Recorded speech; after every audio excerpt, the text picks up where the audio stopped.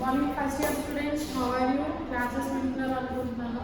ఇప్పటి వరకు మనం ఏం చూసాం, నామెన్క్లేచర్ అంటే ఏంటో చూసాం, నామీకరణం అంటే ఏంటో చూసాం. ఇప్పుడు నెక్స్ట్ కాన్సెప్ట్ ఏంటంటే జాతి. అసలు జాతి అంటే ఏంటి? ఇప్పటి వరకు మీకు చాలాసార్లు చెప్పాను, ప్రజాతి జాతి అని, జాతి వర్గీకరణకు ప్రాథమిక ప్రమాణం. అసలు ఈ జాతి జాతి జాతి జాతి అంటే ఏంటి అంటే, జాతి spacious. Spacious is the basic unit of classification. వర్గీకరణకు జాతి ప్రాథమిక ప్రమాణం అని ఎవరు చెప్పారంటే లినియస్ అని ఎవరు చెప్పారు? లినియస్. లినియస్ అనే అతను ఒక బుక్ రాశాడు. ఆ బుక్ పేరు ఏంటంటే సిస్టమా న్యాచురే.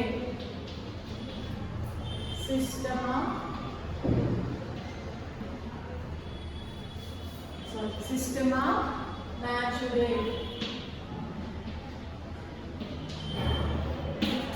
లినియస్ అనేవాడు ఎవరు? వర్గీకరణ శాస్త్ర పితామహుడు. ఈ వర్గీకరణ శాస్త్రాన్ని ఫస్ట్ ప్రతిపాదించిన ఈ లినియస్ అనే శాస్త్రవేత్త జాతి గురించి చెప్పిన డెఫినేషన్ ఏంటి అంటే, జాతి వర్గీకరణకు ప్రాథమిక ప్రమాణం. మనం వర్గీకరణలో శ్రేణులు చూసినట్లయితే మనం చూస్తాం, ఫస్ట్ రాజ్యం, వర్గం, క్రమం, విభాగం, క్రమం, కుటుంబం, ప్రజాతి, జాతి. మనం కింద నుంచి దాన్ని చూసుకున్నట్లయితే ఫస్ట్ వర్గీకరణం దేంతో మొదలు పెడతాం? మనం క్లాసిఫికేషన్ని స్పీషియస్ నుంచి చెప్తాం. Spacious, genus, family, order, class, phylum, Kingdom. So first దేని నుంచి స్టార్ట్ చేస్తాం? జాతి అనే పదం నుంచి స్టార్ట్ చేస్తాం. మనం డబ్బుల్ని లెక్క పెట్టినట్లయితే రూపాయితో స్టార్ట్ చేస్తాం. రూపాయి, 10 రూపాయలు, 100 రూపాయలు. సో అది అలా స్టార్ట్ చేస్తాం. అంతేగాని ముందు 1000, 2000 అని చెప్పాం. కాబట్టి ప్రాథమికంగా మన డబ్బుల్ని కొలవడానికైతే రూపాయి అనే దాన్ని బేసిక్గా తీసుకుంటాం. మీకు ఫిజిక్స్లో కూడా ఫిజికల్ క్వాంటిటీస్, భౌతిక రాశులు అనేవి ఉంటాయి. అలా దీన్ని అలా వెయిట్ని దాన్ని కొలవడానికి ఒక్కొక్క బేసిక్ థింగ్స్ అనేవి ఉన్నాయి, ప్రాథమిక ప్రమాణాలు అనేవి ఉన్నాయి. అలాగే వర్గీకరణకు ప్రాథమిక ప్రమాణం ఏంటి అంటే జాతి. వర్గీకరణ చేయాలి అంటే ఫస్ట్ మనం దేంతో స్టార్ట్ చేయాలి? జాతితో స్టార్ట్ చేయాలి. ఆ జాతి అనే దాన్ని ఫస్ట్ ఈ డెఫినేషన్ ఇచ్చింది ఎవరంటే లినియస్. అతను రాసిన బుక్ పేరు ఏంటి అంటే సిస్టమా న్యాచురే. మీరు ఇక్కడ బుక్ అని రాసుకోండి, లేకపోతే లినియస్ కింద ఇలా పెడితే ఇదేంటో తెలియదు, ఇదేంటో తెలియదు. ఇది కూడా ఏదో పేరు అనుకుంటారు. ఇది ఏంటి అంటే ఒక బుక్, ఒక పుస్తకం పేరు. దీన్ని ఎవరు రాశారంటే లినియస్, కరోనస్ వాన్ లినియస్, అతని పూర్తి పేరు.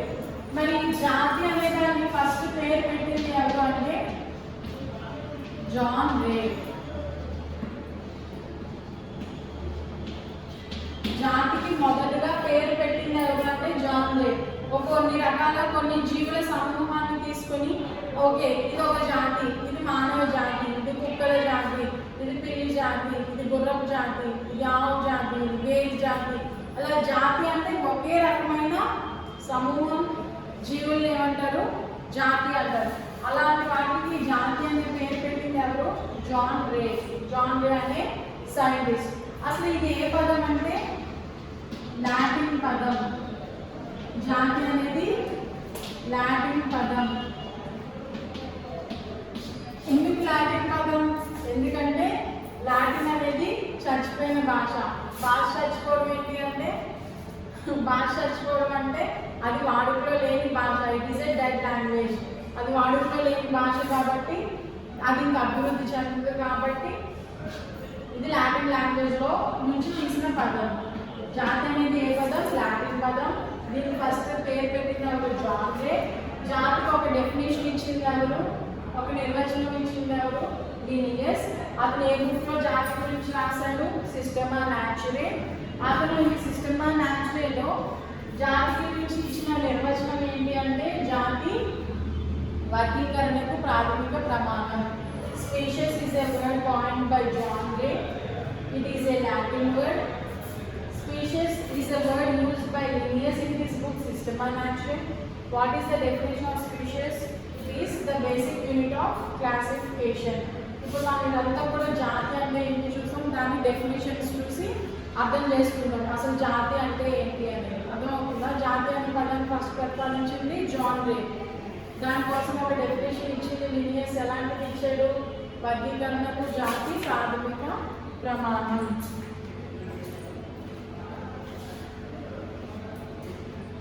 సో ఇతను ఒక సైంటిస్ట్, నెక్స్ట్ బుఫాన్.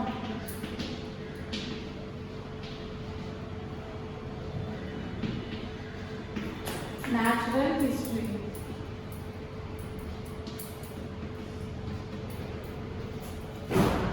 బుక్ పేరు ఇంగ్లీష్లో తెలుగులో ఒకటే ఉంటుంది కదా, దాన్ని ఇలా తెలుగులో రాసుకోవడం మెసేజ్ లాగా. Natural history. ఇతను ఏం చెప్పాడు? జాతి పరిణామం,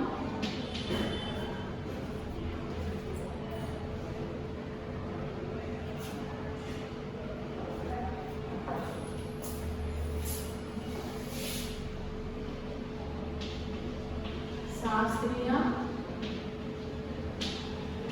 జాతి పరిణామం వర్ణించాడు, వివరించాడు.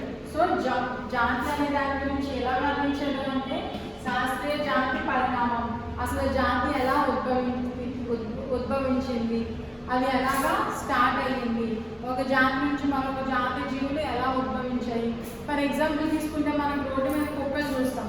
అన్ని కుక్కలు ఒకలాగే వీటి కుక్కల్లో ఉంటాయా? ఉండవు. కొన్ని కుక్కలు ఆల్సిషన్ డాగ్స్ అంటారు, ఆల్సిషన్ కుక్కలు అంటారు. ఇంకా చాలా రకాలు ఉంటాయి. హచ్ డాగ్స్ అంటారు, మనకు జనరల్గా తెలిసిన పేరుతో అయితే. కొన్ని రకాలు, కొన్ని చాలా ఒళ్ళంతా కూడా బాగా ఫెదరీగా ఉంటుంది. ఏంటంటే బొచ్చు కుక్కలు అంటారు. సో అలాంటి వాటికి చాలా రకాల జాతులు ఉన్నాయి. అసలు మామూలుగా కుక్క ఒకటే ఉంటుంది. కుక్క అంటే మనం ఒకటే ఊహించుకుంటాం. ఇన్ని రకాలు ఎలా ఉద్భవించాయి అంటే వాటిలో వచ్చిన చిన్న చిన్న మార్పుల వల్ల. సో అలా ఒక జాతి నుంచి మరొక జాతి ఎలా ఉద్భవించింది, ఎలా పరిణమించింది అనేది దాని గురించి శాస్త్రీయంగా ఎవరు వివరించారు? బుఫాన్. ఏ బుక్లో? న్యాచురల్ హిస్టరీ అనే బుక్లో వివరించారు. నెక్స్ట్ అసలు ఈ జాతి అనేది బాగా ప్రాచుర్యం ఎవరిలో పొందింది అంటే Charles Darwin.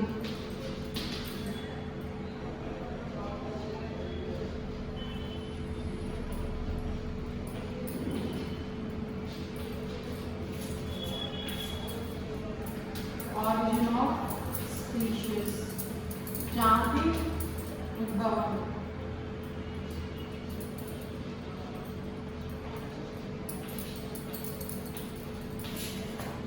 Origin of species. ఇతను కూడా అసలు జాతి ఎలా ఉద్భవించింది అనే దాని గురించి ఒక సిద్ధాంతాన్ని చాలా క్లియర్గా ఎక్స్ప్లెయిన్ చేశాడు. సో జాతి గురించి ప్రస్తావించిన నలుగురు సైంటిస్టులు ఎవరు? ఫస్ట్ జాన్ రే. ఇతను ఏం చేశాడు? జాతి అనే పేరు పెట్టాడు. నెక్స్ట్ ఎవరు? లినియస్. ఇతను ఏం బుక్ రాశాడు? System of nature. అతను ఏం చెప్పాడు? జాతి అనేది వర్గీకరణకు ప్రాథమిక ప్రమాణం అని చెప్పాడు. Species is the basic unit of classification. Next Buffon అనే సైంటిస్ట్ ఏ బుక్ రాశారు? Natural history. అతను జాతిని ఎలా వివరించాడు? శాస్త్రీయ జాతి పరిణామం అనే నిర్వచనం చేశారు. నెక్స్ట్ బాగా ప్రాచుర్యం ఎవరి వల్ల జరిగింది జాతి గురించి? Charles Darwin. అతను ఏ బుక్ రాశారు? ఆరిజిన్ ఆఫ్ స్పీషీస్ అనే బుక్ రాశారు. ఇప్పుడు అసలు జాతి అనే దాని గురించి, స్పీషీస్ అనే దాని గురించి కొన్ని రకాల డెఫినేషన్స్ చూద్దాం. ఆ డెఫినేషన్స్ని బట్టి దానికి మన జాతి అంటే ఏంటి, ఇంకా మీకు తెలియని చాలా చాలా ఇంపార్టెంట్ సైంటిఫిక్ వర్డ్స్ అన్నీ కూడా అర్థమవుతాయి.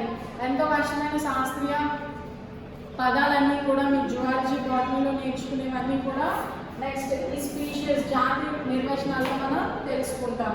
ఓకే, ఇది ఇలా నోట్ చేసుకోండి. సైంటిస్ట్ పేర్లు చాలా ఇంపార్టెంట్, వాళ్ళు రాసిన బుక్ పేర్లు కూడా చాలా ఇంపార్టెంట్. మీరు కానీ తర్వాత ఏదైనా కాంపిటేటివ్ ఎగ్జామ్ రాస్తే.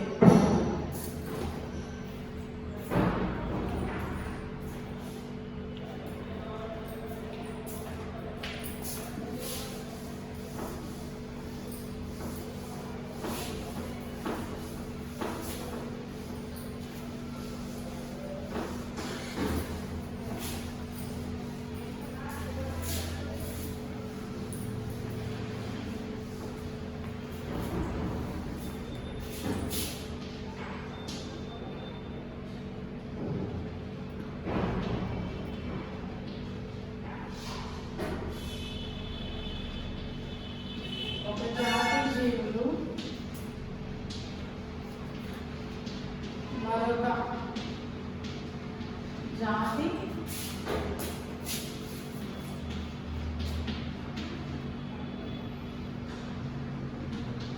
జీవులతో ప్రత్యుత్పత్తి వివక్షత చూపును. అంటే ఏంటో ఎక్స్ప్లెయిన్ చేస్తాను కంగారు పడతాయి. ఒక జాతి జీవులు మరొక జాతి జీవులతో ప్రత్యుత్పత్తి వివక్షత చూపును. కాబట్టి దీన్ని ఏమంటారు? ప్రజనన ప్రమాణం.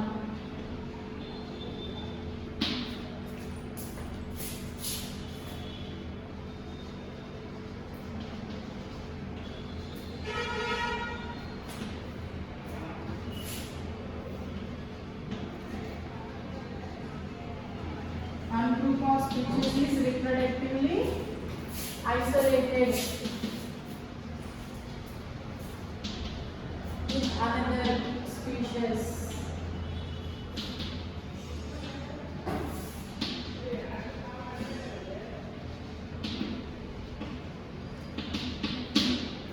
Breeding unit అంటే ఒక ఎగ్జాంపుల్ చూద్దాం. రిప్రొడక్టివ్లీ ఐసోలేటెడ్ ప్రత్యుత్పత్తి వివక్షత అంటే ఏంటి? ప్రత్యుత్పత్తి వివక్షత అంటే ఏంటి అంటే ఇప్పుడే ఎగ్జాంపుల్ చెప్తున్నాం. కుక్కలు, చాలా రకాల కుక్కలు అనేవి మనం చూస్తున్నాం రోడ్డు పైన. మరి చాలా జాతులు అనేవి కూడా ఉన్నాయి, మనందరికీ చాలా తెలుసు. ఏంటి అవి? వీధి కుక్కలు ఒకలా ఉంటాయి, ఇంట్లో పెంచుకునే ఒకలా ఉంటాయి, జూలి కుక్కలు ఒకలా ఉంటాయి, ఆల్సేషన్ డాగ్స్ అనేవి ఒకలా ఉంటాయి, కొన్ని నల్లగా చాలా పొడుగుగా పెద్దగా ఉంటాయి, చూస్తేనే భయం వేస్తుంది. అవి ఒక ఆ రకంకి చెందిన జీవులతో మాత్రమే ప్రత్యుత్పత్తి జరుగుతాయి. అంతేగాని వీధి కుక్కలతో అవి వేరే జాతికి సంబంధించిన వాటితో అవి ప్రత్యుత్పత్తి జరగవు. అవునా కదా? ఇప్పుడు దాన్ని ఏమంటారు? ప్రత్యుత్పత్తి వివక్షత. తన జాతికి చెందిన జీవులతో మాత్రమే ప్రత్యుత్పత్తి జరుగుతాయి. అంటే అర్థం ఏంటి? మరొక జాతి జీవులతో ప్రత్యుత్పత్తి జరగవు. దాన్ని ఏమంటారు? ప్రత్యుత్పత్తి వివక్షత అంటారు. ఒక జాతికి చెందిన జీవులు మరొక జాతి జీవులతో ప్రత్యుత్పత్తి జరగవు. దాన్ని ఏమంటారు? ఒక జాతికి చెందిన జీవులు మరొక జీవులతో ప్రత్యుత్పత్తి వివక్షత చూపును. A group of species is reproductively isolated with another species. One species does not reproduce but to another species. ఒక కుక్క వీధి కుక్కల్లో పిల్లలు వీధి కుక్కలాగా ఉంటాయి అన్నమాట. ఈ ఆల్సేషన్ డాగ్స్లో ఉన్నాయి. ఎందుకు? ఆ జాతికి చెందిన జీవులతో అవి ప్రత్యుత్పత్తి జరగలేదు. దాన్ని ఏమంటారు? Reproductive isolation or reproductively isolated. అలాంటి డెఫినేషన్ ఏమంటాం? బ్రీడింగ్ యూనిట్ అంటాం. Breeding unit. So breeding unit అంటే ఏంటి? One group of species is reproductively isolated with another species. ఒక జాతి జీవులు మరొక జాతి జీవులతో ప్రత్యుత్పత్తి వివక్షత చూపును. దాన్ని ఏమంటారు? ప్రజనన ప్రమాణం.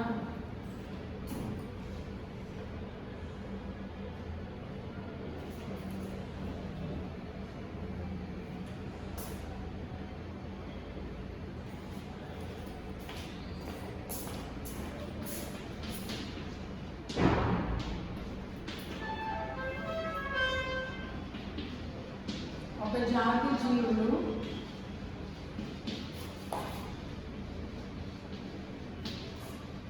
ఒకే జీవావరణ స్థానాన్ని పంచుకుంటాయి.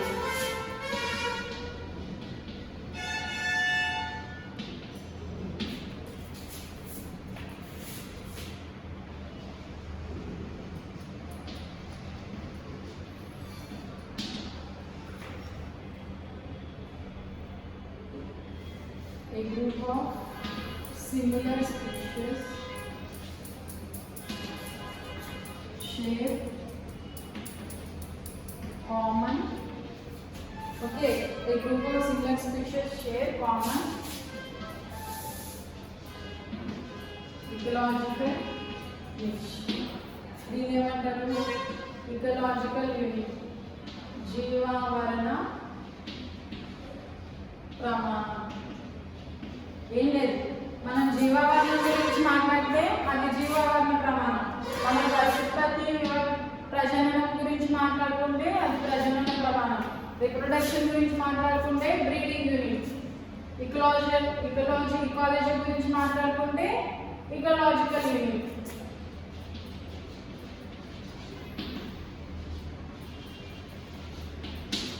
జీవావరణ ప్రమాణం అంటే ఏమి ఎక్స్ప్లెయిన్ చేస్తాను, ఒకసారి డెఫినేషన్ నోట్ చేసుకోండి.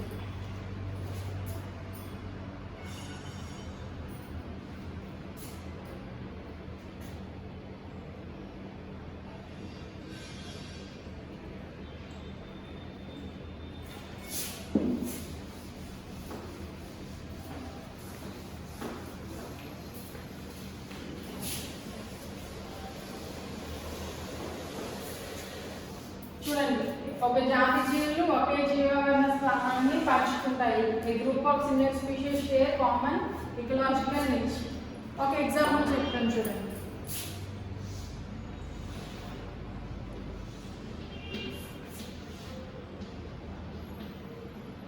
మొక్కలు ఉన్నాయి. మొక్కలకి ప్రాథమిక శక్తి ఏది? సూర్యుడు. సూర్యరశ్మిని ఉపయోగించుకొని మొక్కలు కిరణజన్య సంయోగ క్రియను జరుపుకొని ఆహార పదార్థాలని తయారు చేసుకుంటాయి. అటువంటి ఆహార పదార్థాలను ఎవరు తింటారు? మనుషులు తింటారు, చాలా రకాల జీవులు తింటాయి. పురుగులు తింటాయి, ఆ పురుగులు కప్పలు తింటాయి, కప్పల్ని పాములు తింటాయి. ఇదంతా కూడా ఏంటి? ఒక ఆహార వలయం, ఆహార పటం. So food chain are food web, దీన్ని ఏమంటారు? మొక్కలు. ఇక్కడ ఫర్ ఎగ్జాంపుల్ గ్రాస్ హోపర్స్ అంటే చిన్న చిన్న మిడతలు ఉన్నాయి. ఆ మిడతలు వీటిలో ఉండే చిన్న పురుగుల్ని కానీ ధాన్యాలను కానీ తింటాయి. ఈ మిడతల్ని తినే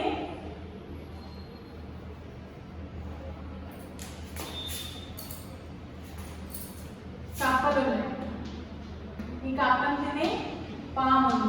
ఇప్పుడు చూస్తే ఇక్కడ ఈ మిడతలన్నీ కూడా అవి మొక్కల తర్వాత స్థానాన్ని పంచుకుంటాయి తప్పితే మొక్కలు ఇక్కడ ఉంటే మిడతలు ఇక్కడ ఉంటాయా?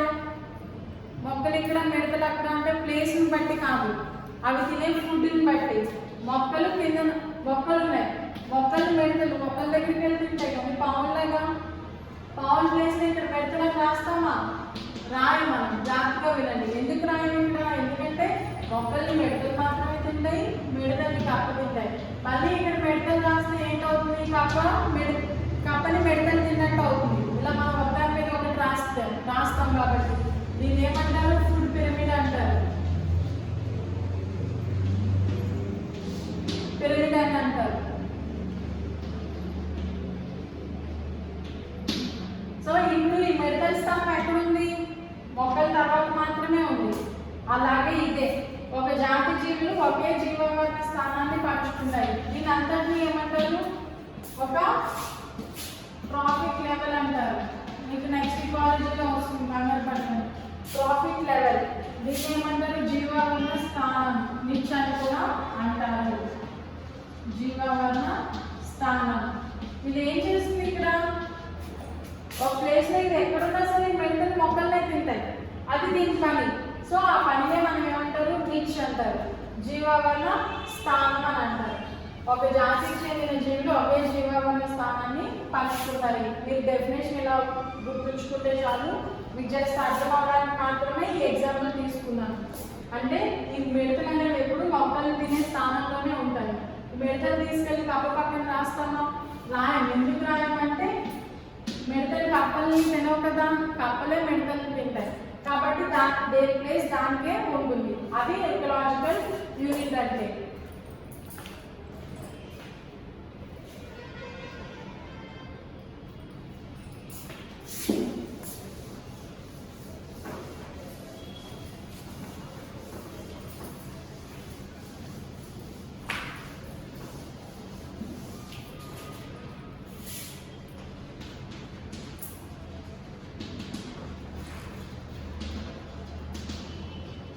Next, showing similarity in karyotype.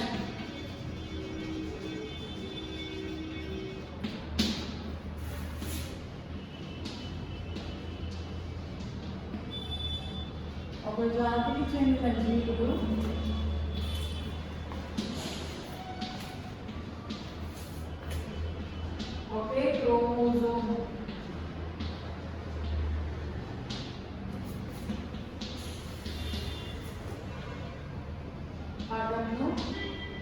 ప్రదర్శిస్తాయి. అంటే ఒక జాతికి చెందిన జీవులు. మీకు ఇందులో తెలిసిన పదాలండి. జాతి అంటేనే తెలుసు, జీవి అంటేనే తెలుసు, అవునా కదా? ఒక జాతి అంటే ఇప్పటి వరకు చెప్తున్నదే జాతి. జీవులు అంటే మనకు తెలిసిన లక్షణాలన్నీ ఒక జీవికి ఉంటే అది జీవి. మరి క్రోమోజోమ్ అంటే ఏంటి, పటం అంటే ఏంటి అంటే మీకు చెప్పాను ఆల్రెడీ. నిజ కేంద్రక జీవులు అంటే ఏంటి? కణం, కణం మధ్యలో కేంద్రకం, కేంద్రకం మధ్యలో జన్యు పదార్థం, అవునా కదా?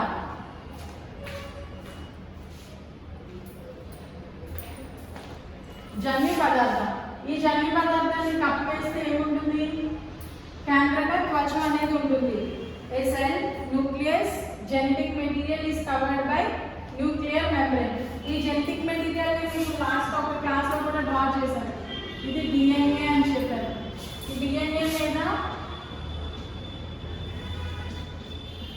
ఇలా బంధాలు అనేవి ఉంటాయని చెప్పారు.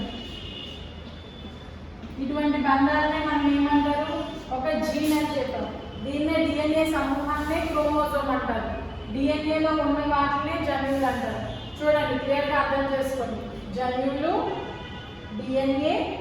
డిఎన్ఏ సమూహాన్నే క్రోమోజోమ్ అంటారు.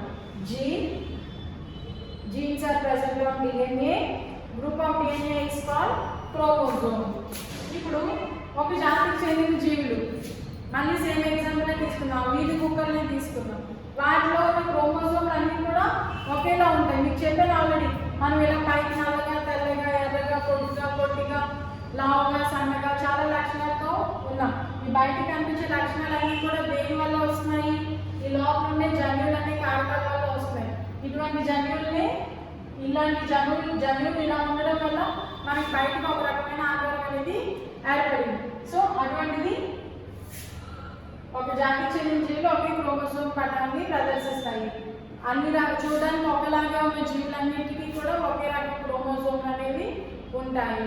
అర్థమవుతుందా? A group of similar showing similarity to karyotype. Karyotype అంటే క్రోమోజోమ్ స్ట్రక్చర్ అని. క్రోమోజోమ్ స్ట్రక్చర్, సైజ్, నెంబర్ అలాగే. మనం అందరూ కూడా మానవులు. మనుషుల్లో ఉండే క్రోమోజోమ్ సంఖ్య, నెంబర్ ఆఫ్ క్రోమోజోమ్స్, మానవులు అందరిలో ఉండే క్రోమోజోమ్ సంఖ్య 46. అంటే 23 జతల క్రోమోజోమ్ ఉంటాయి. మనం అందరూ మానవ జాతిలో ఉండే నెంబర్ ఆఫ్ క్రోమోజోమ్ నెంబర్ ఎంత? 46. అంటే 23 జతలు. ఇప్పుడు అది అర్థమైందా? Showing similarity in karyotype. ఒక జాతికి చెందిన జీవులకు ఒకే క్రోమోజోమ్ పటాన్ని ప్రదర్శిస్తాయి. దాన్ని ఏమంటారు? జన్యు ప్రమాణం.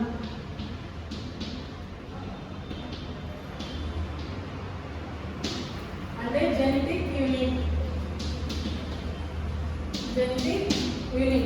ఇప్పుడు చూడండి, మళ్ళీ ఫస్ట్ నుంచి డెఫినేషన్స్ కానీ చూసినట్లయితే, మన రీప్రొడక్షన్ గురించి మాట్లాడితే బ్రీడింగ్ యూనిట్, ప్రత్యుత్పత్తి గురించి మాట్లాడితే ప్రజనన ప్రమాణం, ఇకాలజీ జీవావరణం గురించి మాట్లాడితే జీవావరణ ప్రమాణం, ఇకాలజీ గురించి మాట్లాడితే ఇకలాజికల్ యూనిట్.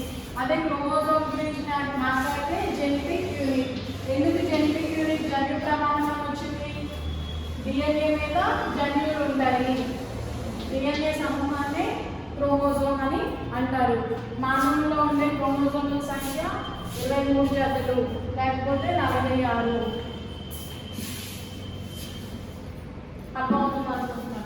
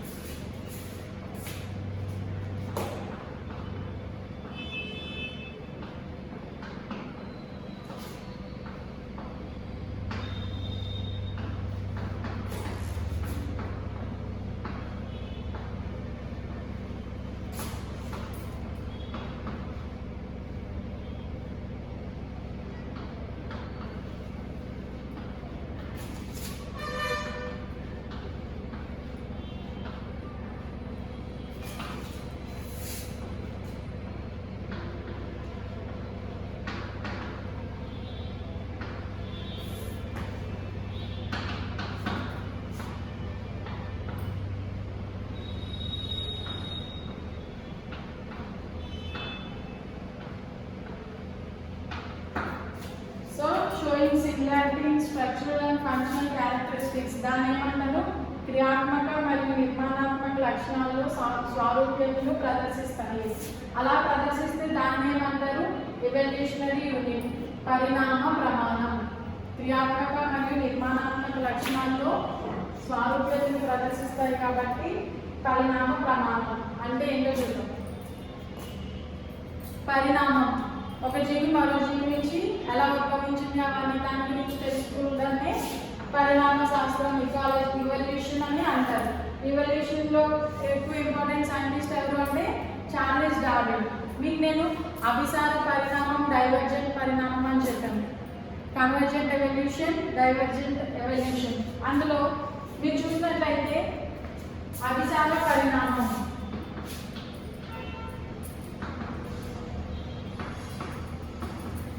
అంటే కన్వర్జెంట్ ఎవల్యూషన్. కన్వర్జెంట్ ఎవల్యూషన్లో కొన్ని అవయవాలు ఏర్పడ్డాయని చెప్పాను. ఆ అవయవాలు ఎలాంటి అవయవాలు? క్రియాసౌమ్య అవయవాలు, అనలాగస్ ఆర్గన్స్. సో అంటే ఏంటి అంటే ఈ పరిణామం ఆధారంగా కొన్ని అవయవాలు ఏర్పడ్డాయి.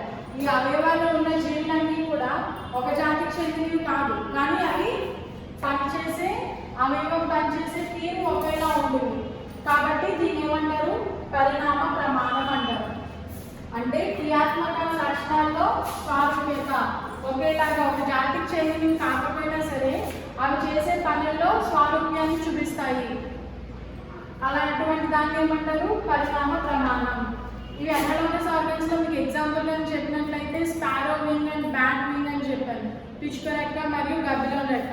పిచ్చుక అనేది పక్షికి సంబంధించింది, గబ్బిలం క్షీరదానికి సంబంధించింది. అవి రెండు వేరే వేరే జాతి, వేరే వేరే విభాగం కూడా, క్రమం కూడా, కానీ అలాంటి విభాగం కూడా. అటువంటిప్పుడు వాటి అవయవాల్లో ఏంటి? మనకి క్రియాసౌమ్యం అనేది కనబడింది. ఒకేలాగా పనిచేసే కొన్ని అవయవాలు కనబడ్డాయి. కాబట్టి జాతి అనేది ఒక జాతికి చెందినవి కాకపోయినా సరే అవి క్రియాత్మక మరియు నిర్మాణాత్మక లక్షణాల్లో స్వారూప్యతను ప్రదర్శిస్తాయి. ఇవి చాలా చాలా ఇంపార్టెంట్ 4 డెఫినేషన్స్ జాతికి సంబంధించినవి. అర్థమవుతుందా?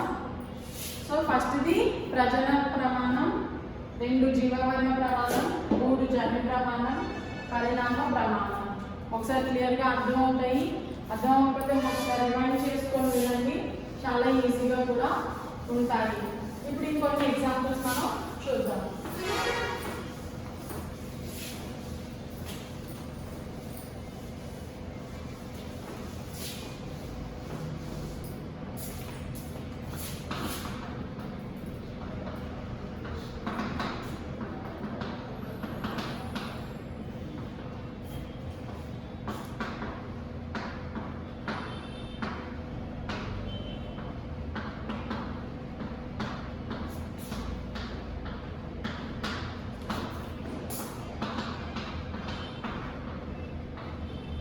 ఆల్రెడీ మీకు క్రమానుగత వర్గీకరణలో ఎగ్జాంపుల్స్లో చెప్పాను. హైరార్కీ ఇన్ క్లాసిఫికేషన్లో ఎగ్జాంపుల్స్లో ఫెలిస్ లియో, ఫెలిస్ పార్డస్. ఇక్కడ చూడండి ఏ పేర్లు ఒకేలా ఉన్నాయి, ప్రజాతి పేర్లు ఒకేలా ఉన్నాయి, జాతి పేర్లు వేరువేరుగా ఉన్నాయి. లియో అంటే సింహం, పార్డస్ అంటే చిరుతపులి. అంటే ఇవన్నీ కూడా ఒకే కుటుంబానికి ప్రజాతికి చెందినవి అయినా సరే వాటి జాతుల్లో వేరువేరుగా ఉన్నాయి. Felis leo, Felis pardus. అలాగే కొన్ని తేనెటీగలు ఉన్నాయి, ఎపిస్ మెల్లిఫెరా, ఎపిస్ డార్సెటా,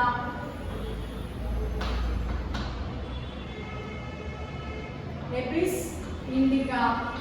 ఇవన్నీ కూడా ఈ ప్రజాతులన్నీ కూడా ఒకేటే, సమానమే, ఒకేలాంటివి.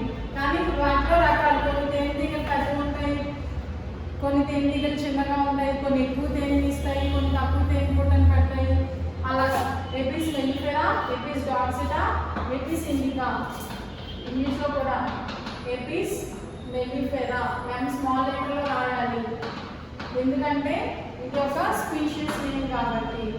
Apis dorsata, Apis indica. అర్థమవుతుందా? ఇవి స్పీషీస్ అనేవి వేరు, జాతులు అనేవి వేరు, కానీ ప్రజాతులు అనేవి ఒకటే, జీనస్ అనేవి ఒకటే. ఇవి జస్ట్ ఎగ్జాంపుల్స్ మీరు గుర్తుంచుకోండి.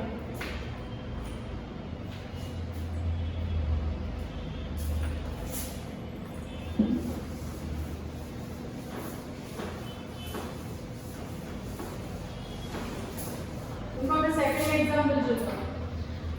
అదేంటంటే ఫెలిసిమా కోస్తుమా. ఇదేంటి మేడం అంటే ఫెలిసిమా కోస్తుమా అంటే వానకొమ్మ. ఫెలిసిమా కోస్తుమా. Okay, next పెరిప్లానిటా అమెరికానా. మీరు ఇక్కడ కానీ ఎగ్జాంపుల్స్ చూసినట్లయితే నేను ప్రజాతి పేరు ఎప్పుడు కూడా క్యాపిటల్ లెటర్తో రాస్తున్నాను, జాతి పేరు స్మాల్ లెటర్తో రాస్తున్నాను. పెరిప్లానిటా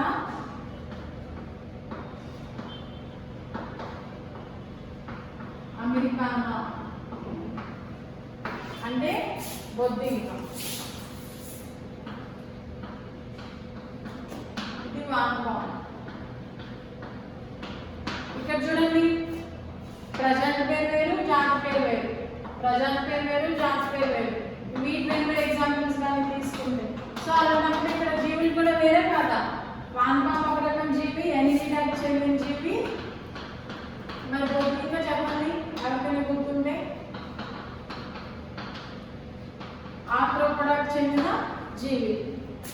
కాబట్టి జాతి వేరు, ప్రజాతి వేరు, వేరే వేరే వర్గాలు, వేరే వేరే లక్షణాలు అనేవి ఈ ఎగ్జాంపుల్స్ ఉంటాయి. అలాగే ఫెలిస్ నియో ఫెలిస్ పార్డస్లో సింహము చిరుతపులి మ్యాక్సిమం ఒకేలా ఉంటాయి, చూడడానికి వేరు ఉన్నా సరే అవి పరిగెట్టే స్పీడ్ అవి వేరు, కానీ దానిలో సిమిలర్గా ఉండే క్రోమోజోముల సంఖ్య అటువంటివన్నీ కూడా లోపల అంతర్గతంగా కొన్ని స్వారూప్యాన్ని కలిగి ఉంటాయి.